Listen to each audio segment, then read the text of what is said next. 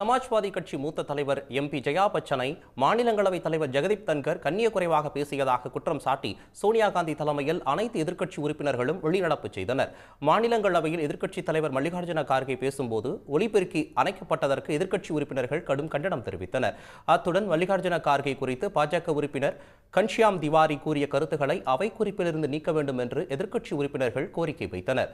அதை மறுத்துவிட்ட ஜெகதீப் தன்கர் ஆட்சேபகரமான முறையில் உடல் மொழியை வெளிப்படுத்தினார் என்று எதிர்க்கட்சி உறுப்பினர்கள் எதிர்ப்பு தெரிவித்தனர். அதை பொருட்படுத்தாத தன்கர் சமாஜ்வாதி மூத்த எம்பி ஜெயா பச்சன் பேசுவதற்கு அனுமதி அளித்தார். ஜெயா பச்சனை ஜெயா அமிதாப் பச்சன் என்றும் அவர் குறிப்பிட்டார். அப்போது தன்கரின் துணி சரியில்லை என்று கூறி ஜெயா பச்சன் எதிர்ப்பு தெரிவித்தார். Honorable members, Jaya Amitabh Bachchan is the last speaker on this point. Please, ma'am. Sir, मैं जया अमिताभ बच्चन ये बोलना चाहती हूँ। मैं कलाकार हूँ, बॉडी लैंग्वेज समझती हूँ, एक्सप्रेशन समझती हूँ। और सर, मुझे माफ करिएगा मगर आपका टोन जो है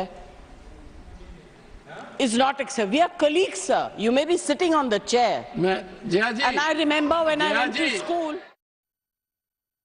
ஒவ்வொரு பெண் உறுப்பினருக்கும் தனி பெயர் மற்றும் அடையாளம் இருக்கும்போது அவர்களின் கணவரின் பெயரை அடையாளப்படுத்தி அழைப்பது ஏன் என்று கடந்த திங்கட்கிழமையே விவாதம் எழுந்தது.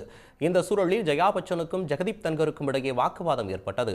ஆட்சேபகரமான உடல் மொழி மற்றும் முகப்பாவத்தை மாநிலங்களவை தலைவர் ஜெகதீப் தன்கர் வெளிப்படுத்தியதாக குற்றம் சாட்டிய ஜெயா பச்சன் மூத்த எம்பி ஆகிய தம்மை பிரபலம் என்று அழைத்ததற்கு மன்னிப்பு கோர வேண்டும் என்றும் கோரிக்கை விடுத்தார். ஆனால் அதை ஜெகதீப் தன்கர் மறுத்துவிட்டதால் சோனியா காந்தி தலைமையில் ஜெயா பச்சனுக்கு ஆதரவாக எதிர்க்கட்சி உறுப்பினர்கள் வெளிநடப்பு செய்தனர். அப்போது பேசிய அவைத்தலைவர் ஜெகதீப் தன்கர் 1942ஆம் ஆண்டு இதே நாளில் வெள்ளையனே வெளியேறு இயக்கம் நடைபெற்றது என்றும் தற்போது நாடாளுமன்றத்தை விட்டு எதிர்க்கட்சி எம்பிகள் வெளியேறுகின்றன என்றும் கூறி மீண்டும் சலசலப்பை ஏற்படுத்தினார்.